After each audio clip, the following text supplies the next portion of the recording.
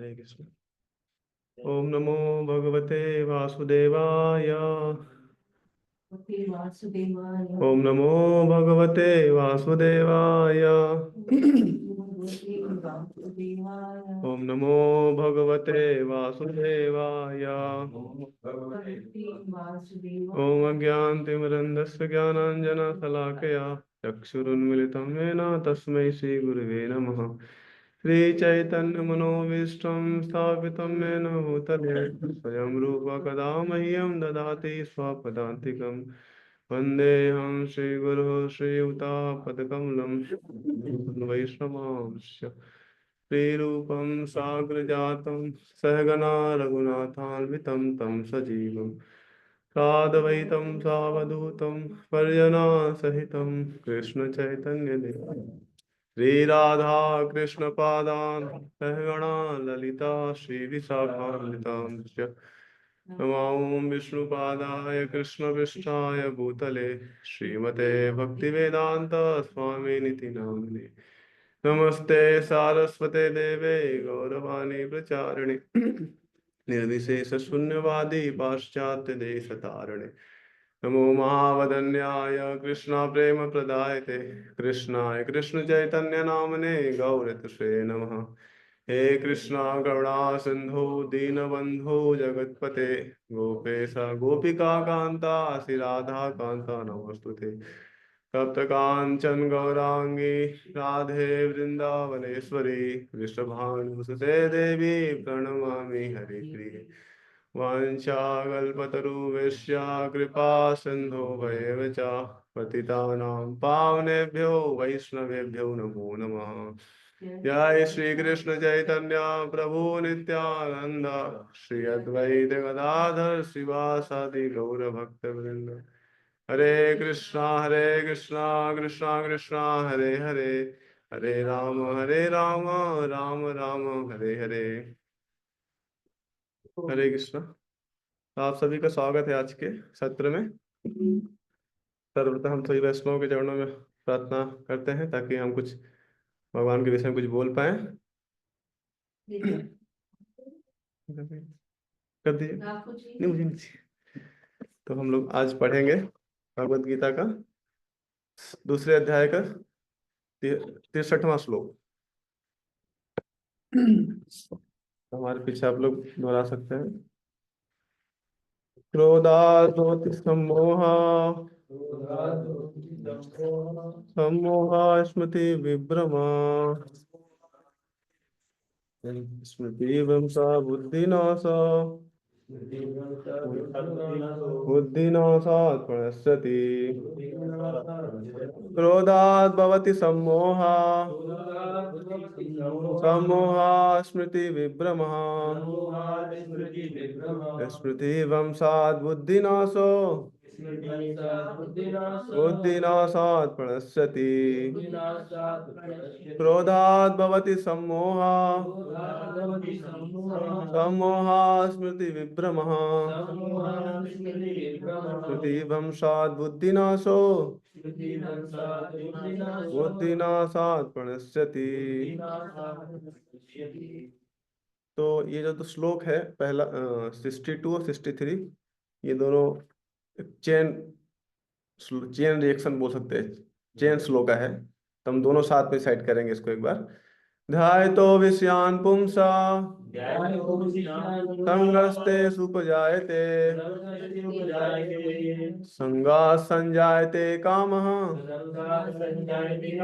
कामात् क्रोधो विजायते क्रोधात् भवति सम्मोहा सम्मोहा स्मृति विभ्रमः स्मृति भ्रंशा बुद्धिनाशो बुद्धिनाशात् प्रणश्यति। अनुवाद। क्रोध से पूर्ण मोह उत्पन्न होता है और मोह से स्मरण शक्ति का विभ्रम हो जाता है, और जब स्मरण शक्ति विभ्रमित हो जाती है तो बुद्धि नष्ट हो जाती है, और बुद्धि नष्ट होने पर मनुष्य भवकूप में पुनः गिर जाता है। तो स्टार्टिंग कहाँ से हुआ है? पहला जो 62 श्लोक है वहां से, तो उसका अनुवाद पढ़ेंगे फिर से हम लोग। इंद्रिय विषयों का चिंतन करते हुए मनुष्य की उनमें आसक्ति उत्पन्न हो जाती है, और ऐसी आसक्ति से काम उत्पन्न होता है, और फिर काम से क्रोध प्रकट होता है, और क्रोध से पूर्ण मोह उत्पन्न होता है, और मोह से स्मरण शक्ति का विभ्रम हो जाता है। जब स्मरण शक्ति भ्रमित हो जाती है तो बुद्धि नष्ट हो जाती है, और बुद्धि नष्ट होने पर मनुष्य भवकूप में पुनः गिर जाता है। तो यहाँ भगवान ने 8 स्टेजेस बताए गए हैं कैसे एक व्यक्ति का पतन होता है ना। तो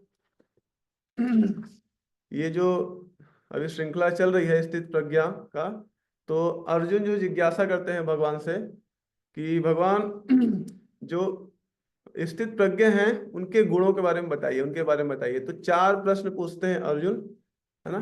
स्थित प्रज्ञा से का भाषा समाध स्थित के सेवा स्थिति किम प्रभासेत किम आसीत ब्रजेत किम। ये 4 प्रश्न पूछते हैं कि स्थित प्रज्ञा का लक्षण क्या है। ये पहला श्लोक, पहला क्वेश्चन। दूसरा क्वेश्चन है कि जो स्थित प्रज्ञा होता है वो द्वंद्व में कैसे रिस्पॉन्ड करता है, अंदर और एक्सटर्नली और आउट इंटरनली। जो द्वंद्व है, जो सुख दुख मोह, सुख दुख है, और जो लाभ हानि है, दुख और सुख है, ये इसमें कैसे रिस्पॉन्ड करता है जो स्थित प्रज्ञा व्यक्ति होता है। ये दूसरा प्रश्न था। और तीसरा प्रश्न है कैसे वो अपने इंद्रियों को संयम में करता है ना। तो हम लोग ये तीसरा प्रश्न में चर्चा कर रहे हैं। तो ये लगभग अब 58 से 63 तक जो श्लोक है इसमें भगवान तीसरे क्वेश्चन का आंसर कर रहे हैं। तो इसमें आप देखते हैं जो पहला जो 58 श्लोक है उसमें भगवान बताते हैं कि कैसे जो कछुआ होता है जिस प्रकार अपने इंद्रियों को संकोच कर लेता है, उसी प्रकार जो स्थिर प्रज्ञा व्यक्ति होता है वो अपने इंद्रियों को संकुचित कर लेता है जब विषय वस्तु उसके सामने आती है। लेकिन उसके आगे बताते हैं कि इसको करना संभव नहीं होता, थोड़ा मुश्किल हो जाता है, तो उसको हाई टेस्ट उत्पन्न करना पड़ेगा। परम दृष्टवा निवर्तते, है ना, उसको हाई टेस्ट। तो हाई टेस्ट कैसे उत्पन्न होगा उसको अगले श्लोक में बताते हैं, मत परा युक्त आसीत मत परा। तो इसमें जो जिस्ट है, जो 6 श्लोक हैं उसमें जो सबसे इंपॉर्टेंट चीज भगवान क्या बता रहे हैं कि तुम युक्त आसीत मत परा, मेरे भक्ति में आप लग जाओ। वही एक तरीका है अपने इंद्रियों को संयम में करने का। तो एक कुल मिला के देखा जाए कि भगवान भक्ति करने के लिए बोल रहे हैं, है ना। पहली बार भगवान ने ये वर्ड यूज किया है मत परा। मत परा मतलब कि मेरे भक्त बनो, है ना, मेरे शरण में आ जाओ और अपने सारे इंद्रियों को मेरे स्वयं में लगाओ। इसी को तो भक्ति बोलते हैं। तो भगवान अब अर्जुन को बोल रहे हैं कि तुम मेरे भक्ति में लग जाओ, और यही एक तरीका है कैसे आप अपने सारे इंद्रियों को संयम में कर सकते हैं, अपने मन को, है ना, अपने बुद्धि को लगा सकते हैं, है ना। तो ये जस्ट एक रिकैप था। और जो अगला श्लोक है 62 और 63, तो अगर जो व्यक्ति मत परा नहीं करता है तो उसका क्या कॉन्सिक्वेंस, उसका रिजल्ट क्या है वो बताते हैं 2 श्लोकों में, 62 और 63, कैसे उसका पतन होगा जो मत परा नहीं करता, जो भगवान की सेवा में नहीं लगता है। आप देखेंगे इस संसार में इतने सारे विषय भोग हैं, 5 इंद्रियां हैं, और 5 इंद्रियां के इतने सारे विषय वस्तु हैं, इतने सारे विषय भोग हैं, है ना। तो कितना ज्यादा संभावना है कि हम लोग किसी विषय वस्तु में अटैच हो जाए, आसक्त हो जाए, है ना। तो यहाँ पे जो श्लोक है ध्याय तो विषयान पुंसा, देखिए मन है, मन एक्टिव रहता है, वो किसी न किसी पे ध्यान करेगा, है ना। अगर वो विषय वस्तु पे ध्यान करेगा तो वो आसक्त हो जाएगा। अगर जैसे माया कृष्णा, है ना, कृष्णा सूर्य समान माया है अंधकार, है ना। जहाँ पे अंधकार होता है वहां पे जहाँ सूर्य होता है वहां पे अंधकार नहीं रह सकता है ना। ऐसा अगर जहाँ अंधकार मतलब सूरज की कमी है वहां पे, तो इसी प्रकार जो बताते हैं जहाँ पे कृष्ण है वहां माया नहीं रह सकती है। तो अगर हम लोग भगवान की सेवा में लग जाएंगे, भगवान से आसक्त हो जाएंगे, तो जो भोग जो विषय वस्तु है ना, जो विषय वस्तु है उस वो अपने आप छूट जाएगा, हमारे जीवन से अपने आप छूट जाएगा। तो ये श्लोक है, कृष्णा सूर्य समान माया अंधकार, जहां होते कृष्णा नहीं माया अधिकार। तो हमको ध्यान देना है कि हमारा मन कहाँ पे जा रहा है, विषय वस्तु में जा रहा है या भगवान में जा रहा है। अगर विषय वस्तु में जाएगा तो प्रॉब्लम क्या आएगा, विषय वस्तु में जाएगा तो हम लोग उसमें आसक्त हो जाएंगे, और वो आसक्ति बहुत सारे दुखों का कारण बनेगा। तो हम देख सकते हैं कि आजकल जो सिचुएशन है, कुछ भी अगर हम लोग मटेरियल एक्टिविटी करते हैं उसमें बहुत ज्यादा, एवरी मटेरियल सोल्यूशन है मोर मटेरियल प्रॉब्लम। कुछ भी हम लोग कुछ अनुदान करते हैं, मतलब कुछ नया चीज ले आते हैं मटेरियली, लेकिन उसके कॉन्सिक्वेंस बहुत ज्यादा रहता है, उसके 10 प्रकार के प्रॉब्लम्स आएंगी। जैसे डॉक्टर में दवाइयाँ होती हैं, दवाइयों का एक एडवांटेज है तो 9 डिसएडवांटेज रहता है उसका, है ना। तो ये देखा जाता है। तो भौतिक संसार में कुछ भी चीज मतलब कि है, उसके पीछे बहुत ज्यादा दुख है। इसी प्रकार अगर भौतिक चीजों में हम लोग आसक्त होंगे तो हमको बहुत दुख मिलने वाला है ना। ऐसा बताते हैं कि जो मटेरियल चीजें होती हैं उसमें nectar in beginning and poison in end. Starting लगेगा बहुत अच्छा है, कितना अच्छा है, लेकिन बाद में पॉइजन, दुख ही दुख है ना। भगवान भी बोलते हैं यही संसार जब होगा दुख है ये नहीं ये होते। तो एकदम क्लियर हो गया कि अगर जो ध्यान लगाने भगवान में ही लगाएंगे तभी कहते हैं हमारा जीवन में हम लोग खुशी रह सकते हैं। ये प्रिंसिपल है, पीस फार्मूला भी है ना कि भगवान की सेवा में ये लगना है ना। तो उसके आगे क्या बताते हैं, उसके आगे बताते हैं कि ध्यायतो विषयान पुंसा संगस ते सुपजायते। अगर आप किसी भौतिक चीजों में अपना ध्यान लगाएंगे तो क्या होगा, अटैचमेंट डेवलप होगा, उससे आप उसके प्रति आपकी आसक्ति उत्पन्न हो जाएगी, है ना। और वो आसक्ति किसका कारण बनेगा, काम का।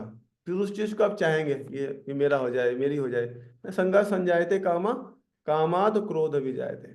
और उस चीज को प्राप्त करने में अगर कुछ प्रॉब्लम आएगी, कुछ दुविधा आएगी, कुछ प्रॉब्लम, कुछ अगर दिक्कत होगा तो हम क्रोध उत्पन्न होगा, है ना। तो ये बताया गया है।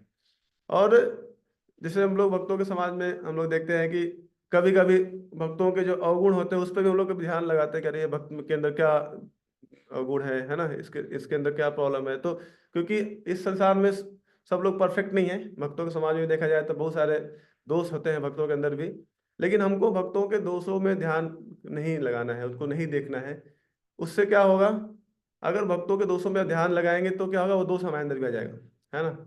ये बताया जाता है, ये बताते हैं हमारे भक्ति सिद्धांत श्री ठाकुर जो प्रभुपाद जी बताते हैं कि अगर जो जो आप दोष देख रहे हैं किसी भक्त के अंदर, इसका मतलब वो दोष आपके अंदर भी है ना। इसीलिए, और अगर नहीं है तो वो, अगर आप उसके बार बार उसको फॉल्ट फाइंडिंग करेंगे, है ना, उसके दोष देखेंगे तो वो दोष आपके अंदर भी आ जाएगा। जैसे एक भक्त था, है ना, वो क्या करता था, सबको देखता था चैंटिंग में सो रहे हैं, सब भक्त सो रहे हैं, है ना, सब सो रहे हैं चैंटिंग में, और वो अपना वो नहीं सोता था, तो जग जग के चैंटिंग करता था। लेकिन चैंटिंग नहीं करता था, वो देखता था लोगों को, ये देखो ये भी भक्त सो रहा है, देखो ये भी भक्त सो रहा है। लेकिन बाद में क्या हुआ, मैं तो देखा रहा उसको, मेरे सामने सारा इंसिडेंट हुआ है। फिर बाद में वो पहले चैंटिंग में सोने लगा, है ना, फिर वो चैंटिंग में गायब हो गया, फिर वो भक्त अभी भी धीरे चैंटिंग में छोड़ दिया उसने। हालांकि बहुत सिंसियर भक्त था वो, मॉर्निंग प्रोग्राम में एकदम टाइम उठता था, है ना, एकदम मोर देन 16 राउंड भी करता था, वो बहुत सिंसियर ड्यूटी था। लेकिन वो मुझे बोलता था पूरी देखिए वो सोते रहते हैं, मुझे वो सोते रहते हैं, वो सोते रहते हैं। ऐसे करके अनेक एग्जाम्पल आप देखेंगे कि अगर हम भक्तों के दोषों में ध्यान लगाएंगे, उनको फॉल्ट फाइंडिंग करेंगे तो वो दोष हमारे अंदर भी आ जाएंगे। ये है, ये नियम है, इसको चाहिए। तो हमको ध्यान देना चाहिए कि हमेशा भक्तों का जो पॉजिटिव चीजें देखनी चाहिए, क्या उनके अंदर क्या गुण है, उनको ध्यान लगाना चाहिए। अगर उनके अवगुण में ध्यान लगाएंगे तो वो अवगुण हमारे अंदर भी आ सकते हैं, है ना। तो ये है। तो आगे जो नेक्स्ट श्लोक में बढ़ते हैं हम लोग, क्रोधाद भवति सम्मोहा, सम्मोहा स्मृति विभ्रमा। तो हमने पिछले सेशन में क्रोध के बारे में देखा था कि क्रोध कितना डेडली है ना। तो ये जो श्लोक है 63, इसमें आप देखेंगे हर जगह क्या लिख रहे हैं, क्रोधात लिखे, सम्मोहात, है ना। तो इसमें तो जहाँ पे आत लगता है मतलब से, क्रोध से, है ना। और भवति मतलब होता है ना। तो इसे क्रोधात भवति, क्रोध से होता है सम्मोह, क्रोधात भवति सम्मोहा। तो क्रोध से सम्मोह हो जाता है। और सम्मोहात, सम्मोह से स्मृति विभ्रमा, स्मृति की विभ्रम, स्मृति विभ्रम हो जाती है। और स्मृति भ्रंशात बुद्धि नाशा, है ना। और स्मृति जब विभ्रम हो जाती है तो बुद्धि का नाश हो जाता है। बुद्धि नाशात परिणत, बुद्धि का नाश हो गया तो उसका पतन हो जाता है। तो हम देखेंगे जो क्रोध है ना, इसका भी तात्पर्य पढ़ेंगे हम लोग अभी, प्रभुपाद जी जो लिखते हैं। तो तो जो क्रोध है कितना डेडली है। जो कलयुग है, कलयुग का भी सिम्टम है, क्या है? हिपोक्रेसी एंड क्वेरल, है ना? तो क्वेरल क्यों होता है? एक दूसरे पे लोग गुस्सा करते हैं, झगड़ा करते हैं, है ना? तो ये सिम्टम है कलयुग का, है ना? तो कलयुग किसी के अंदर अगर घुस गया तो उसको गुस्सा आएगा, है ना? झगड़े करेंगे आपस में। इसीलिए हमको ध्यान देना चाहिए कि अगर झगड़ा कहीं हो रहा है मतलब कलयुग आ गया है, मतलब कलयुग आपके अंदर इंटर कर गया है ना? तो हमको मतलब ये इंटेलिजेंट, हमको डिवोटी को बुद्धिमान होना चाहिए कि अगर कहीं भी झगड़ा आपको दिख रहा है, कहीं झगड़ा हो रहा है, मतलब इसका मतलब कि वो डिवोटी रिस्पॉन्सिबल नहीं है। ये एक्चुअली कलयुग का, कलयुग इज रिस्पॉन्सिबल, है ना? कलयुग हमारे अंदर इंटर कर गया है, इसलिए झगड़ा हुआ है ये। तो हमको देखना चाहिए कि हमको कलयुग को इंटर नहीं करने देना चाहिए ना, भक्तों से झगड़ा नहीं करना चाहिए, है ना? नहीं तो क्या होगा, वो सिम्टम है कलयुग का, है ना? ऐसा है। और एंगर को क्या बताते हैं? One spelling lesser than danger. Danger से अगर डी हटा देंगे तो क्या हो जाएगा? एंगर हो जाएगा। तो कितना डेंजर है एंगर। एंगर करना कितना डेंजर है ना? आप देखेंगे विश्वामित्र मुनि काम को तो पार कर गए थे ना, जब पहली बार मेनका आई थी, है ना? तो पहले तो काम से उसका पतन हो गया था, है ना? वो उनको कामुक हो गए थे वो मेनका के प्रति, तो उनका पतन हो गया था। लेकिन दूसरी बार जब रंभा आई थी तो उसमें कामुक नहीं हुए, काम को तो जीत लिया उन्होंने, लेकिन क्रोध से हार गए, है ना? काम के समुद्र को तो पार कर गए, लेकिन क्रोध के दलदल में जाके फंस गए, है ना? क्रोध में अटक गए वो। तो क्रोध कितना डेंजरस है ना? कहते हैं क्रोध एक, जो माचिस की तिल्ली होता है ना, माचिस तिल्ली के समान है। उसमें हेड तो होता है लेकिन बुद्धि नहीं होती उसमें।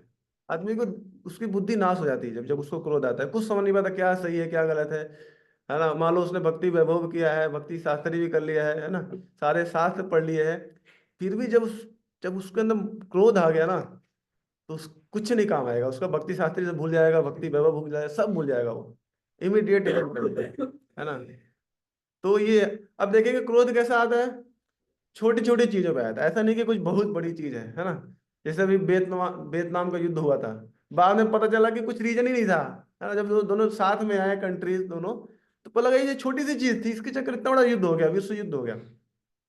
तो क्रोध का कुछ ज्यादा, कुछ बहुत छोटी, अगर दो व्यक्ति साथ में आके कुछ थोड़ा कम्युनिकेशन कर रहे हैं तो वो क्रोध इजीली जा सकता है ना?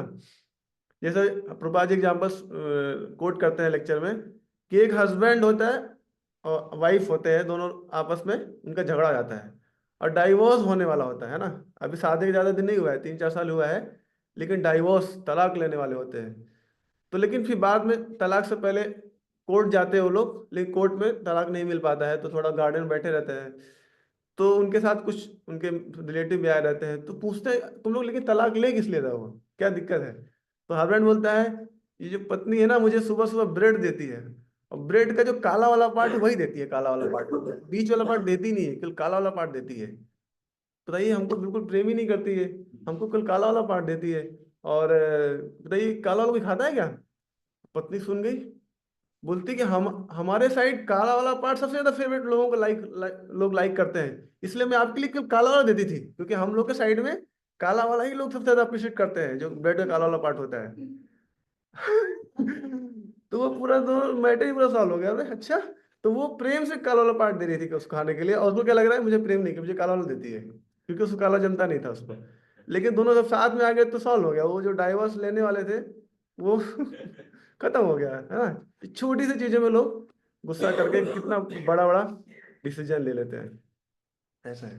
तो इसका सोल्यूशन वही है कि साथ में आके अगर थोड़ा बातचीत किया जाए भक्तों के, मतलब जो भी हो, तो हो सकता है कि प्रॉब्लम सॉल्व हो जाए, ऐसा है ना? तो आगे क्या होता है, देखिए आगे स्टेप क्या है। अगर क्रोध हो गया, क्रोधात भवति सम्मोहा, है ना? क्रोधात भवति सम्मोहा।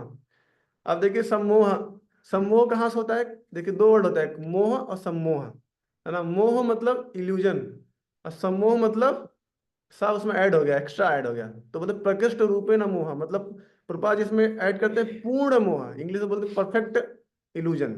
मतलब कि जि, जैसे कोई बकेट है, बकेट थोड़ा खाली है तो खाली बकेट बोलते हैं, लेकिन मोह का पूरा फुल है वो, परफेक्ट मोह है, उसको बोलते हैं डिल्यूजन, है ना? तो मोह का अगर ट्रांसलेट करेंगे, मोह में क्या होता है, आदमी अपना कर्तव्य और अकर्तव्य है ना, उसका क्या करना है क्या नहीं करना है उसमें भूल जाता है, कंफ्यूज जाता है, क्या करना है क्या नहीं करना, मतलब उसका अविवेक हो जाता है, कर्तव्य और अकर्तव्य में अविवेक हो जाता है, उसको समझ नहीं आता क्या करना है क्या नहीं करना है ना, वो मोह उसको बोलते हैं। लेकिन जब सम्मोह हो जाता है ना, सम्मोह क्या कहता है, उसी चीजों में आदमी सुख दुख ढूंढने लगता है ना, उस चीज में जो पहले तो इल्यूजन है, और इल्यूजन के अंदर इल्यूजन हो गया वो, है ना। जैसे हम लोग सपना देखते हैं, पहले तो सपना देख रहे हैं, ठीक है, इल्यूजन है। सपने के अंदर आप पिज्जा खा रहे हैं, प्लेजर ले रहे हैं, वो क्या हो गया, डिल्यूजन हो गया। मतलब कि सपने के अंदर भी मतलब खुशी ढूंढ रहे हैं उसमें, या कोई कोई मार रहा है तो आदमी रो रहा है। जैसे हम लोग कभी सपने में देखते हैं कि जाते हैं, कोई शेर आपके पीछे दौड़ा है तो पूरा पसीना पसीना हो जाता है, उठते हैं तो पूरा बॉडी में पसीना रहता है। तो मतलब क्या है, वो डिल्यूजन हो गया, वो मतलब सम्मोह हो गया, मतलब मोह तो है, सपना देख ही रहा है, पहले ऑलरेडी इल्यूजन में है, उसके अंदर भी वो क्या कर रहा है, डर रहा है, या कुछ कुछ हैप्पीनेस ढूंढने का प्रयास कर रहा है या कुछ, है ना। जैसे परफेक्ट एग्जांपल देख सकते हैं, हम लोग हैं, हम लोग ऑलरेडी भौतिक संसार में है, वो इल्यूजन है ना, हम लोग ऑलरेडी इल्यूजन में है, उसके अंदर भी खुशी ढूंढते रहते हैं, इससे खुशी मिल जाए, अच्छा घर बना ले उसे खुशी मिल जाए, अच्छा गाड़ी ले ले उसे खुशी मिल जाए, है ना, अच्छा परिवार, अच्छा फैमिली, इसमें खुशी ढूंढ रहती है, ये क्या है, सम्मोह। तो आदमी क्या होता है, सम्मोह में अटक जाता है ना। तो ये है। और एक एग्जाम्पल और समझाते हैं समूह का। जैसे कोई पिक्चर है ना, हम लोग मूवी देखने जाते हैं, तो मूवी में क्या होता है, विलन होता है और एक हीरो होता है, दोनों। तो जनरली हम लोग अपने को हीरो से रिप्रेजेंट करते हैं कि हम हीरो हैं। उसमें क्या होता है, कभी विलन मार, कभी हीरो मार खाता है, कभी विलन मार खाता है। तो जब विलन मार खाता है तो उसको दुख होता है, अरे विलन क्यों मार खा, मतलब खुश होता है उसको कि विलन मार खा रहा है। लेकिन जब हीरो मार खाता है तो उसको खुशी होती है, चलो ही मतलब दुखी होती है, अरे हीरो की मार खा रहा है ना। लेकिन देखिए ऑलरेडी पिक्चर देख रहा है वो, ठीक है, पिक्चर ऑलरेडी इल्यूजन है। सब मनगढ़ंत कहानी चल रही है पूरी पिक्चर, ऑलरेडी इल्यूजन में है, उसमें अपने आप को हीरो रिप्रेजेंट कर रहा है। और उसमें हीरो में भी जब हीरो मारता है विलन को तो खुशी मिलता है उसको, क्या बात है क्या बात है, उसमें सुख और दुख, है ना, उसको बोलते हैं द्वेष, और क्या बोलते हैं द्वेष और, हाँ, राग द्वेष, राग और द्वेष, उसमें उसको खुशी भी मिल रहा है और दुख भी मिल रहा है, मतलब वो क्या डिल्यूजन आ गया उसका, सम्मोह में चला गया। तो ये तो व्यक्ति क्या होता है, सम्मोह में जब क्रोध आता है तो व्यक्ति सम्मोहित हो जाता है, मतलब कि क्या कर्तव्य है और क्या अकर्तव्य उसका विवेक खो जाता है, खो देता है वो, मतलब उसकी स्मृति विभ्रम हो जाती है ना। तो सम्मोहा स्मृति विभ्रमा, और जब स्मृति विभ्रम होती है तो क्या होता है, बुद्धि का नाश हो जाता है। तो स्मृति विभ्रम का बताते हैं, उसमें क्या होता है, व्यक्ति का जो बुद्धि है ना, जितने उसने पढ़े हैं शास्त्र, उसके उपदेश हैं, सब भूल जाता है जब स्मृति विभ्रम होती है तो। उसकी स्मृति विभ्रम होती है, जो भी उसने पढ़े हैं शास्त्रों में, जो उसने क्या कहते हैं पढ़े हैं, जो उपदेश हैं, सब भूल जाता है वो, है ना। जैसे हम लोग एक बार कानपुर में जेल में गए थे गीता बांटने के लिए, है ना। गीता बांटने गए जेल में, तो बहुत सारे कैदी थे वहां पे। तो उनसे पूछा गया कि आप लोग कैसे जेल में आ गए, एक से पूछा हमने, जवान था बिल्कुल, बोला कि 1 मिनट 1 सेकंड का गुस्सा था वो, हमने उड़ा दिया उसको। 1 सेकंड का गुस्सा था, हमने उसको उड़ा दिया, अभी देखिए जीवन भर का जेल हो गया। तो अब देखिए 1 सेकंड का गुस्सा था, लेकिन पूरे जीवन उसका अभी प्रॉब्लम, तो कितना खतरनाक है ना। तो उसने, हालांकि उसकी बुद्धि थी कि अरे मैं मारूंगा तो मैं जेल चला जाऊंगा, जीवन भर के लिए जेल हो जाएगा, लेकिन फिर भी उस समय उसकी बुद्धि काम नहीं की, सब भूल गया वो, जितने भी लॉ हैं स्टेट लॉ सब भूल गया, है ना। इसी प्रकार प्रभुपाद जी एग्जाम्पल देते हैं अपने लेक्चर में कि दो बेटे होते हैं एक बाप के, एक बेटा दूसरे बेटे को मार देता है जमीन के लिए। और क्या होता है फिर बेटे को फांसी की सजा सुनाई जाती है ना, उस बेटे को जो जिसने मारा होता है। फिर पिता जाके बोलता है कोर्ट में, अरे मेरा एक बेटा तो ऑलरेडी मर गया, दूसरा बेटा को आप फांसी चढ़ा देंगे तो मेरा क्या होगा। तो फिर प्रभा जी बोलते हैं कि ये एंगर यहाँ तक जा सकता है ना, आप भाई भाई आपस में भी हत्या कर सकते हैं, लेकिन फिर कोर्ट उनको रिहा करता है, ऐसा है। तो लेकिन अब देखते हैं कि स्मृति कैसे नाश हो जाती है, जैसे ही आदमी गुस्सा आता है कैसे वो सब कुछ भूल जाता है, वो सब कुछ भूल जाता है ना। हम देखें अभी रिसेंट डिवोटीज के बीच में फाइट हो जाते हैं, कभी डिवोटी भी आपस में फाइट कर लेते हैं। इतना वो पढ़ते हैं, शास्त्रों को पढ़ते हैं, लेकिन उस समय सब भूल जाता है ना, शास्त्रों को कुछ याद नहीं रहता। तो स्मृति भ्रंशात बुद्धिनाश, है ना, बुद्धि का नाश हो जाता है, और बुद्धिनाशा प्रणश्यति। और जब बुद्धिनाश, तो एक्चुअली बुद्धि का दो फंक्शन होता है, एक डिस्क्रिमिनेशन और डिटर्मिनेशन, है ना, बुद्धि का दो फंक्शन है। तो जब आदमी का बुद्धि नाश होता है तो उसका डिटर्मिनेशन भी कम हो जाता है ना। मतलब किसी भी चीज करने के लिए आपको डिटर्मिनेशन चाहिए। जैसे सुबह मॉर्निंग वॉक में आपको मंगल आरती में आना है, तो उसके लिए डिटर्मिनेशन, ठंडी में जग के नहा के आना पड़ेगा, है ना। या कुछ भी आपको करना है, चैंटिंग मॉर्निंग में खत्म करना है, या जो भी कुछ सेवा है उसको करना है, टास्क, उसके लिए आपको डिटर्मिनेशन चाहिए। लेकिन कोई अगर भक्त है, अगर वो इन इन साइकिल में पड़ गया, है ना, भौतिक चीजों में आसक्त हो गया, है ना, और क्या कहते हैं, अटैच हो गया चीजों से, है ना, तो उसकी बुद्धि का नाश हो जाता है। जब बुद्धि की नाश होती है तो वो क्या होता है उसके साथ, उसका जो डिटर्मिनेशन वो भी कम हो जाता है, कुछ भी करने का डिटर्मिनेशन कम हो जाता है। तो इसको हम एक स्टोरी से समझेंगे। एक पुरंजन की स्टोरी आती है, उसमें कितने लोग ने सुना है पुरंजन की स्टोरी? बहुत अच्छी स्टोरी है ये, सांकेतिक स्टोरी बोलते हैं इसको, एलोगोरिकल, एलोगोरिकल है। मतलब इसमें नारद मुनि बताते हैं, जो प्राचीन वरीय है उसको बताते हैं इस स्टोरी पुरंजन की। तो पुरंजन क्या होता है, एक सोल को रिप्रेजेंट करता है। तो पुरंजन क्या करता है, एक महल ढूंढता था जहां पे वो तो अच्छे से एंजॉय कर सके, एक महल ढूंढता रहता है, महल। तो उसको एक जंगल में जाता है, उसको जंगल मिलता है ना, उसमें जंगल में एक महल है जिसमें 9 द्वार, 9 देह पूरे देही, 9 द्वारे पूरे देही, उसको एक महल मिलता है जिसमें 9 द्वार होते हैं। तो जो महल है वो एक शरीर को रिप्रेजेंट करता है, बॉडी को हमारे। तो हमारे बॉडी में देखिए 9 होल्स हैं, है ना, 7 तो ऊपर रहते हैं फेस पे और 2 नीचे हैं, ऐसे करके 9 द्वार है। तो 9 द्वार का उसको महल मिलता है। अभी वो जब जंगल में जाता है महल में, तो उसको एक बहुत सुंदर स्त्री मिल जाती है, उसको तुरंत प्रपोज कर देता है ना। तो जो स्त्री है वो रिप्रेजेंट करती है धार्मिक इंटेलिजेंस, मतलब जो बुद्धि है, धार्मिक इंटेलिजेंस रिप्रेजेंट करता है। अब उसके साथ वो भोग करने का प्लान बनाता है ना। तो जो वो इंटेलिजेंस है, जो वाइफ है, उसको मतलब उसके साथ मैरिज, ही गॉट मैरिड, उससे शादी कर लेता है, और उसके साथ वो भोग करने का प्लान बनाता है। तो आप देखेंगे जो सोल है वो, जो मतलब जो पुरंजन था वो क्या है, सोल है। अभी वो इंटेलिजेंस के साथ मिलके भोग करने का प्लान बना रहा है, लेकिन वो इंटेलिजेंस क्या है, धार्मिक इंटेलिजेंस, मतलब कि वो भोग करेगा लेकिन धार्मिक वे में भोग करेगा, है ना, कुछ गलत काम नहीं करेगा, धार्मिक वे में करेगा, जो भी शास्त्रों के अनुसार दिया गया है उससे वैसा भोग करेगा, ऐसा प्लान बनाता है। फिर क्या होता है, एक बार वो अपनी वाइफ को छोड़ के चला जाता है हंटिंग के लिए, है ना। तो वो रिप्रेजेंट करता है कि जो अपने वाइफ को छोड़ के जाता है वो हंटिंग के लिए, मतलब कि अपने धार्मिक इंटेलिजेंस को छोड़ के, मतलब जो बुद्धि को छोड़ के वो पाप करने, सिंफुल एक्टिविटी करने जाता है, क्योंकि हंटिंग मतलब सिंफुल एक्टिविटी, वो जानवरों को मारने जाता है वहां पे। और फिर जब वापस आता है तो उसकी जो वाइफ होती है वो उससे गुस्सा हो जाती है ना, वो सल्किंग चैम्बर में, कोप हॉल में चली जाती है, क्योंकि उसको छोड़ के बिना उसको बताया उसको छोड़ के चला गया था वो, है ना। तो और फिर आके वो बाथ लेता है, नहाता है। तो जो नहाना जो है उसको रिप्रेजेंट करता है कि वो ही नौ, उसने सिंफुल एक काम किया, अभी वो रिपेंट करेगा, वो मतलब पश्चाताप कर रहा है, अरे मैंने गलती किया, मैंने काम किया।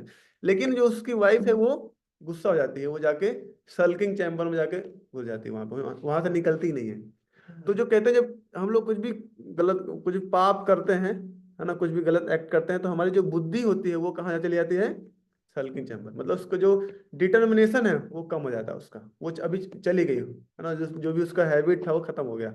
अभी वो जो पुरंजन वो प्रयास करेगा, बहुत इंडवर करेगा, उसको मनाएगा कि आप, है ना, उसको खुश करने का प्रयास करेगा। तो जो इंटेलिजेंस है उसका, जब डिटर्मिनेशन कम हो जाता है, जब वो अंदर चली गई, रूम के अंदर कोपम चली गई, और उसको वापस लाने में बहुत मेहनत लगता है। तो ये अलॉजिकल स्टोरी है, कैसे हम लोग कुछ भी गलत काम करते हैं, फिर सिंफुल एक्ट करते हैं, तो हमारी जो इंटेलिजेंस होती है वो अपना डिस्क्रिमिनेशन और डिटर्मिनेशन वो खो देती है वो, है ना। फिर उसको वापस लाने में हमको बहुत समय लगता है, जिस प्रकार पुरंजन को बहुत प्रयास करना पड़ा, फिर वापस आती है। तो जैसे भक्त लोग हैं, आप भक्तों के समाज में देखेंगे कि कोई भक्त है जो मंगल आरती नहीं आ पा रहा है ना, ये चैंटिंग में नहीं आ पा रहा है, मंगल आरती नहीं आ पा रहा है, और उसका हैबिट मिस हो गया। हम लोग जैसे घर जाते हैं तो मान लीजिए वहां मंगल आरती में नहीं उठ पाए हैं, तो हमारा हैबिट छूट जाता है फिर। अब उसको हैबिट को दोबारा लाने में बहुत प्रयास करते हैं, मतलब कि जो हमारा डिटर्मिनेशन है वो खत्म हो गया, है ना। उसको वापस वापस आएगा, ऐसा नहीं वापस नहीं आएगा, लेकिन उसके लिए बहुत आपको बहुत प्रयास करना पड़ेगा, है ना। तो जो बाद में जो पुरंजन की वाइफ है वापस वापस आती है, तो इसलिए जो इंटेलिजेंस है वो he will get his determination, लेकिन आफ्टर सो मच इंडेवर, ऐसा है। तो ये है बुद्धि नाशा। जब बुद्धि नाश होता है तो हमारा डिटर्मिनेशन भी जाता है ना। तो ये है। तो हम लोग अब प्रभुपाद जी परपट में क्या लिखते हैं, परपट वाला देख लेते हैं बाबा जी का। प्रभुपाद जी श्रील रूप गोस्वामी का जो श्लोक है जो भक्ति रसायन सिंधु में है उसको कोट करते हैं। प्रपंची कथया बुद्धिया हरि संबंधी वस्तुना मुमुक्षु भी परित्यागो वैराग्यम फलगु कथते। तो बता रहे हैं कि जो मुमुक्षु भी होते हैं, जो ट्रांसेंडेंटलिस्ट होते हैं, वो क्या बोलते हैं, हरि संबंध वस्तुना, जो हरि से संबंध जो कार्य है उसको क्या बोलते हैं, प्रपंच है। प्रपंच मतलब कि फालतू काम है, और उसको त्याग देते हैं। तो ऐसे वैरागों के क्या बताते हैं, फल्गु वैराग कथ्यते, है ना। जो मुमुक्ष भी होते हैं, जो ट्रांसडेंटली होते हैं, सो कॉल्ड, जैसे मायावादी ट्रांसलेट है, वो क्या बोलते हैं, जो भगवान की सेवा है, जो भगवान से रिलेटेड जो भी चीज है उसको प्रपंच बोल देते हैं। बोले प्रपंच है, इसमें कुछ ये सब फर्जी है, इसको करने की आवश्यकता नहीं है, ये सब माया है, और वो सब वैराग ले लेते हैं, है ना। तो प्रभुपाद जी से लिखते हैं, कृष्ण भावनामृत के विकास से मनुष्य जान सकता है कि प्रत्येक वस्तु का उपयोग भगवान की सेवा के लिए किया जा सकता है। जो कृष्ण भावनामृत के ज्ञान में रहित है वे कृत्रिम ढंग से भौतिक विषयों से बचने का प्रयास करते हैं। फलता वे भव बंधन के से मोक्ष की कामना करते हुए वे वैराग्य की चरम अवस्था में प्राप्त नहीं कर पाते, है ना। तो जैसे जो बहुत बड़े योगी होते हैं वो कुछ भी, वो मान लीजिए कोई दूध पे मैं दूध ही खा के रहूंगा और कुछ नहीं खाऊंगा, है ना, कुछ ऐसा कुछ लोग बोलते हैं। लेकिन जो भक्त होता है वो क्या करता है, भगवान को अच्छा अच्छा भोग लगाता है, और भगवान को भोग लगा के उसको पाता है ना। लेकिन ये जो योगी लोग होते हैं, जो ये वो लोग क्या बोलते हैं, ये माया है, अच्छा अच्छा खाएंगे तो मैं क्या माया में चले जाएंगे। तो वो उसको जो युक्त वैराग्य प्रिंसिपल को समझ नहीं पाते, है ना। यहाँ पे एक वर्ड आ रहा है फल्गु वैराग्य। तो फल्गु मतलब क्या होता है, फल्गु रिवर होती है गया में। वो रिवर क्या है, ऊपर से तो पूरा जमीन है, लेकिन अंदर 2 फीट खोदेंगे तो नीचे पानी मिलता है।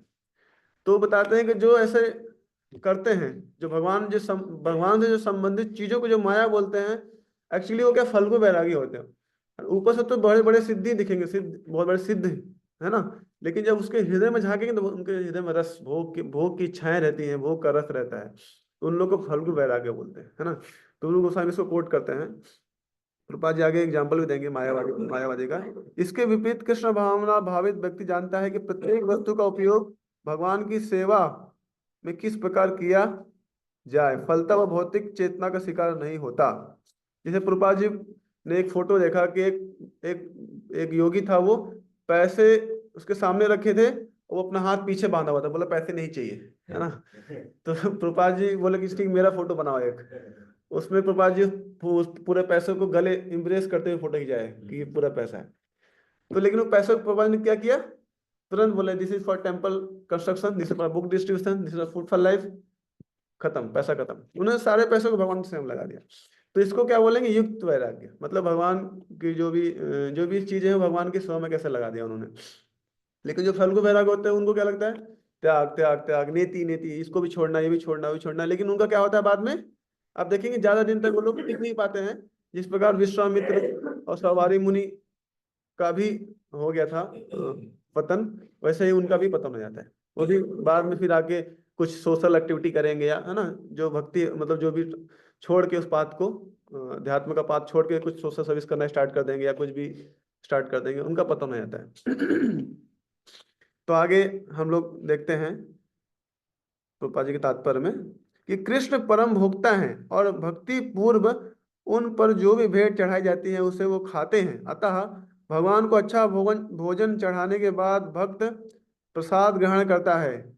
इस प्रकार हर वस्तु प्राणवान हो जाती है और अधः पतन का कोई संकट नहीं रहता। भक्त कृष्ण भावनामृत में रहकर प्रसाद ग्रहण करता है, जबकि अभक्त इसे पदार्थ के रूप में तिरस्कार कर देता है। अतः निर्विशेषवादी अपने कृत्रिम त्याग के कारण जीवन को भोग नहीं पाता। यही कारण है कि मन के थोड़े से विचलन के से वह भवकूप में पुनः आ गिरता है ना। तो वही है कि करेगा प्रयास, लेकिन हल्का भी उसके जीवन में कुछ भी, हृदय में कुछ इच्छा आएगी, तुरंत वो उसका पतन हो जाता है। कहा जाता है कि मुक्ति के स्तर तक मुक्ति के स्तर तक पहुंच जाने पर भी ऐसा जीव नीचे गिर जाता है, क्योंकि उसे भक्ति का कोई आश्रय नहीं मिलता। तो अगर वो प्रभुपाद जी वही बोले, जब भक्ति का आश्रय है, मतलब भगवान की सेवा में कोई अगर संयुक्त नहीं हुआ है, युक्त आश्रित मत परा, तो वो भले कितना उसकी जो तपस्या कर रहा है, वो बाद में उसका पतन हो ही जाता है ना, क्योंकि वो स्टेबल नहीं है वो, है ना, उसकी जो लाइफ है वो स्टेबल नहीं है ना। वो क्योंकि जीव का जो नेचर होता है वो भगवान की सेवा में लगना, है ना, वही हमारा नेचुरल पोजीशन है ना। सीसी में बताते हैं कि कि जीवेरे स्वरूप हुए नित्य कृष्ण दास, हमारा वही नेचुरल स्वरूप है कि हम लोग भगवान के नित्य दास हैं। तो अगर उसमें हम अपने नेचुरल चीजों में एंगेज होंगे तो वो हमारे लिए नेचुरल रहेगा। लेकिन जो लोग योगी होते हैं, जो सब कुछ को त्यागना चाहते हैं कि नहीं, ये इच्छाएं इच्छाएं को भी छोड़ना है ना, सब कुछ माया है, तो वो अननेचुरल होता है ना। तो कोई भी अननेचुरल चीज ज्यादा देर तक टिक नहीं पाती है, इसीलिए उनका भी फॉल डाउन हो जाता है। तो प्रभुपाद जी ने हमको सबसे बेस्ट चीज दिया है, जैसे अम्बरीश महाराज के एग्जाम्पल रोज देते हैं, कैसे वो स्वयं मन कृष्ण पदा और अरविंद, कैसे उन्होंने अपने सारे सेंसेस को भगवान की सेवा में इंगेज किया, है ना। तो ठीक है, हम लोग इतना ही देखेंगे। तो हम लोग जस्ट एक बार रिवाइज करते हैं कि हमने क्या पढ़ा इस श्लोक में आज। तो जो 63 श्लोक है उसमें हमने देखा कि क्रोध और सम्मोह, है ना, स्मृति, विभ्रम और बुद्धिनाशा। तो क्रोध, जैसे मैंने बताया कि क्रोध बहुत डेंजरस है ना। क्रोध मतलब कि कली का ही प्रभाव है वो, अगर क्रोध किसी का आ रहा है वो कली का ही इन्फ्लुएंस है। अगर आप क्रोधित हो रहे मतलब कली आप पे प्रभाव प्रभाव डाल रहा है ना। और क्रोध से सम्मोह आता है। सम्मोह मतलब कि मोह और प्रकृष्ट रूपे न मोह, है ना, मतलब कि व्यक्ति पहले तो कर्तव्य और अकर्तव्य का विवेक खो देता है, और फिर बाद में उसी चीजों में जाके वो हैप्पीनेस खोजने का प्रयास करेगा, है ना, उसी में सुख दुख का आनंद लेगा। तो ये क्या हो गया, सम्मोह हो गया। और स्मृति विभ्रम मतलब वो जब उसकी स्मृति विभ्रम होती है तो वो सारे अपने शास्त्रों के जो भी उपदेश सुने हैं सब भूल जाता है ना, क्या करना है क्या नहीं करना है सब भूल जाता है। वो स्पॉन्टेनियस कुछ भी डिसीजन ले लेता है जो गलत होता है। और स्मृति वंशा बुद्धि नाश हो, और जब बुद्धि का नाश होता है उसका जो डिटर्मिनेशन है वो भी खत्म हो जाता है। जो भक्ति करने का उसका जो डिटर्मिनेशन है, व्यवसायत्मका बुद्धि, जो हमने पहले पढ़ा था, एक कहा करो नंदना, वो जो व्यवसायत्मका बुद्धि है उसका भी उसका छीन हो जाता है। उसको भी, जैसे हमने पुरंजन के स्टोरी देखा, कैसे वो जो उसकी वाइफ है इंटेलिजेंस, वो उससे दुख, उससे क्या होता है, उससे गुस्सा होके वो चली जाती है, फिर उसको वापस मनाने में बहुत एंडेवर करना पड़ता है। तो अगर हमारी जो डिटर्मिनेशन बस चला गया किसी चीज में, है ना, अगर हम लोग काम में लिप्त हो गए, काम भोग में लिप्त हो गए, तो जो डिटर्मिनेशन है वो चला जाएगा, फिर उसको वापस लाने में बहुत टाइम लगेगा। जैसे कुछ भक्त लोग निर्जला फास्टिंग करते हैं एकादशी पे, है ना, लेकिन बाद में उन्होंने मतलब छूट गया किसी रीजन से, फिर दोबारा उसको ट्रैक पे लाना बहुत मुश्किल है, दोबारा फिर से स्टार्ट कर देना। या कोई भक्त अर्ली मॉर्निंग कोई उठते हैं 2 बजे, कोई उठता है, कोई 1 बजे उठता है ना, कोई चमटे, कोई 3 बजे उठता है, अर्ली मॉर्निंग को जो हैबिट है, लेकिन आपने किसी कारणवश आपने वो हैबिट छोड़ दिया, फिर उसको वापस ट्रैक में लाने में आपको काफी फिर से मेहनत करना पड़ जाएगा। तो क्या होता है, डिटर्मिनेशन कम हो जाता है हमारा, है ना। और बुद्धि नाश पड़े, अगर बुद्धि का नाश हो गया तो उसका पता नहीं आता, फिर वो उसको बचना मुश्किल है ना। और फिर गोपाल जी हमको एग्जाम्पल देते हैं, बताते हैं इसमें परपट में कि हर चीज को हम लोग भगवान की सेवा में लगा सकते हैं। युक्त वैराग्य का प्रिंसिपल बताते हैं कि कुछ भी है जो प्रभुपाद जी ने हमको, रूप गोस्वामी ने सिखाया है, प्रभुपाद जी ने सिखाया है कैसे हर चीज को भगवान की सेवा में लगा सकते हैं, उसको युक्त वैराग्य कर सकते हैं। जो जो भी चीज है उसको हमको देखना चाहिए कैसे हम इसको भगवान की सेवा में लगा सकते हैं। जैसे कहीं फूल है, तो फूल को देख के ये नहीं अरे फूल है तो माया है, इस फूल को सोचना चाहिए कि फूल को कैसे भगवान को ऑफर कर सकते हैं, है ना। तो इसको कैसे भगवान की सेवा में लगा सकते हैं, जो भी है हमारे पास वस्तु है तो कैसे उनको भगवान की सेवा में लगा सकते हैं। तो हरे कृष्णा, तो इतना ही था। तो किसी को कुछ कमेंट है तो बोल सकते हैं, कुछ किसी को अगर कुछ डाउट है तो पूछ पूछ सकते हैं।